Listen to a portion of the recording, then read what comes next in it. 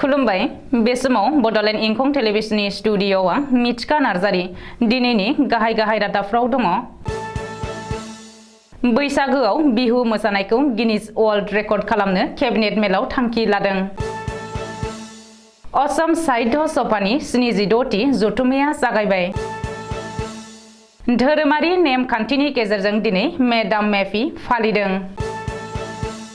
लामदिंआव ड्राग्सजों लोगोसे मन्दिरनि पुजारी हमजादों। जों बेबायदि मोनसे हादर दागोन जेराव सासेबो निखावरि थानाय नङा बुंदों द्रौपदी मुर्मु। कंग्रेसआ गसाइगावआव हात से हात जर' हाबाफारि खुंदों। दानिया फैदो आबुं रादाबाव।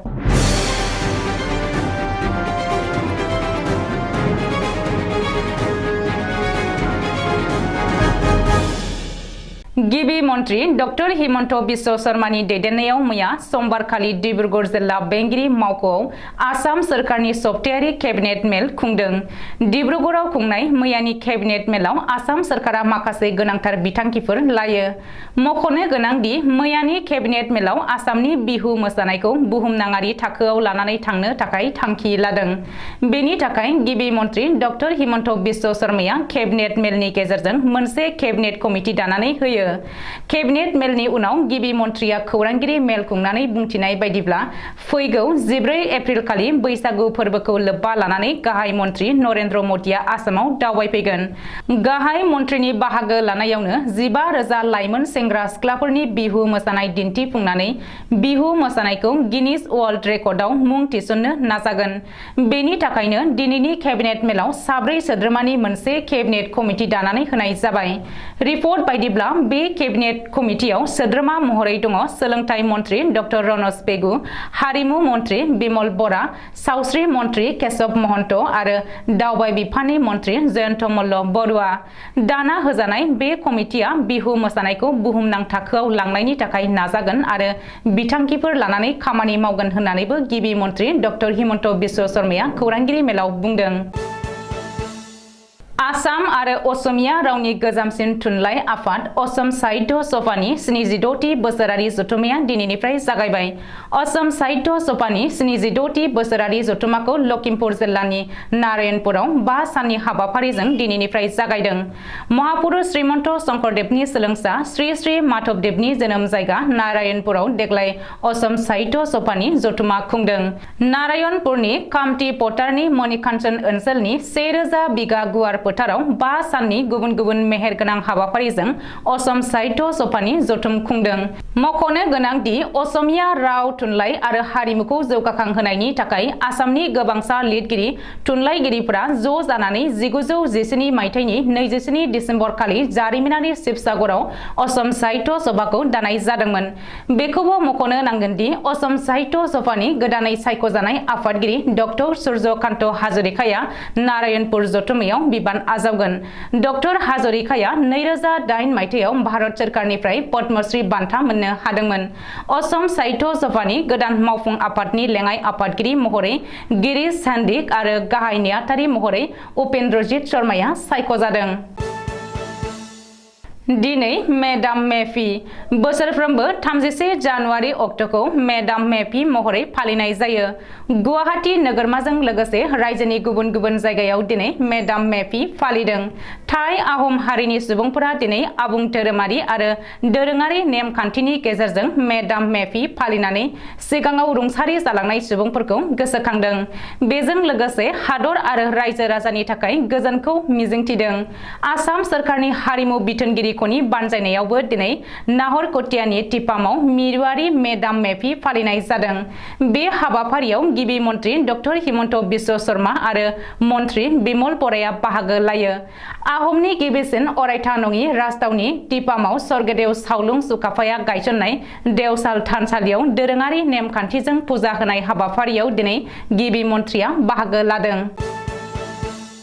बे खेबाव लामदिंआव ड्राग्स फालांगिरि महरै मन्दिरनि पुजारी लामदिं साथुकृतिनि हनुमान मन्दिरनि पुजारीया ड्राग्स फालांगिरि महरै जोबथेसालियाव थांनांबाय। मख'नो गोनांदि लामदिं पुलिसा थांनाय हराव एन्टि ड्राग्स अपारेशन खालामनायाव ड्राग्स फालांगिरि महरै हमजानाय हनुमान मन्दिरनि पुजारीखौ शुभम उपाध्याय होननानै सिनायथिनो हादों। मख'नो गोनांदि ड्राग्स फालांगिरि महरै मन्दिरनि पुजारीखौ हमनो हानाय जाथाया ओनसोलाव बयखौबो सोमोनांहोदों। रिपर्ट बायदिब्ला शुभम उपाध्यायजों लोगोसे दबकानि आबुल कालाम आरो मराजारनि दिलबर हुसेनखौबो पुलिसा हमनो हादों। लामदिं पुलिसा बिसोर साथाम ड्राग्स फालांगिरिनिफ्राय गं 23 प्लास्टिक कन्टेनाराव 13.43 ग्राम हेर'इन बोखांनो हादों। पुलिसा फोरमायथिनाय बायदिब्ला हनुमान मन्दिरनि पुजारी शुभम उपाध्यायआ थांनाय माखासे साननिफ्रायनो आयेन बेरेखायै ड्राग्स फालांगिरि खालामखुमादोंमोन आरो बै ड्राग्सफोरखौ आबुल कालाम आरो दिलबर हुसेना शुभमनो जगायोमोन। बेनि बागै स्रोत सुलुङाव खौरां मोननायनि उनावनो लामदिं पुलिसा सिग्रोमनानै साथामबो ड्राग्स फालांगिरिखौ हमनो हायो। सदनाव दिनैनिफ्राय जागायबाय बाजेट जथुम। हादरगिरि द्रौपदी मुर्मुनि बिबुंथिनि गेजेरजों दिनै सदननि हाबा हुखाखौ जागायदों। हादरगिरि मुर्मुआ मोन्नैबो सदनाव जथायै बिबुंथि लाखिदों। हादरगिरि द्रौपदी मुर्मुआ सदनाव गावनि बिबुंथियाव बुंदों दि जों बेबायदि मोनसे भारत दागोन जेराव रावबो निखावरि थानाय नङा।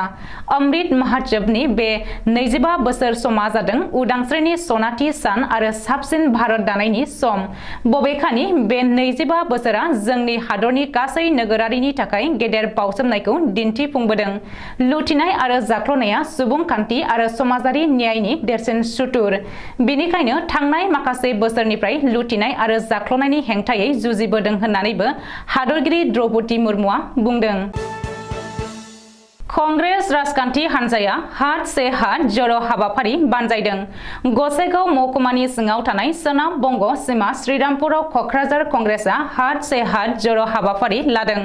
मिथिनो हानाय बायदिब्ला क'क्राझार जिल्ला कंग्रेस कमिटिनि बानजायनायाव दिनै कंग्रेस राजखान्थि हान्जानि मावथिफोरजों लोगोसे गुबुन गुबुन बिबानाव थानाय सोद्रोमाफोर आरो श्रीरामपुर ओनसोलनि रायजो राजाफोरखौ लानानै हात से हात जर' हाबाफारिखौ दिनैनिफ्राय जागायबाय आरो बेजों लोब्बा लाखिनानै श्रीरामपुर ब्लक कंग्रेस कमिटिनि नब्लांनिफ्राय जागायनानै गोलाव हान्जा सुरनायजों लोगोसे गंफ्रोमबो दखान गला आरो गंफ्रोमबो नखर नखर हाबनानै बयखौबो लोगो हमनानै सावरायो आरो हात से हात जर' हाबाफारिखौ मिथिहोनो थाखाय श्रीरामपुर मन्दिरसिम हात से हात जर' हाबाफारिखौ लादों। दिनैनि बे हाबाफारियाव क'क्राझार जिल्ला कंग्रेस कमिटिनि आफादगिरि प्रानजित बसुमतारीनि दैदेननायाव आसाम प्रदेश कंग्रेस कमिटिनि गाहाय नेहाथारि बबानाथ नाथजों लोगोसे खोरोम मोसाहारि, सिथिला मिरि नार्जारी, सनामुनि मुर्मु आरो खायरुल जामान मोनहाबो दिनैनि बे हाबाफारियाव बाहागो लादों होननानै मिथिनो हादों।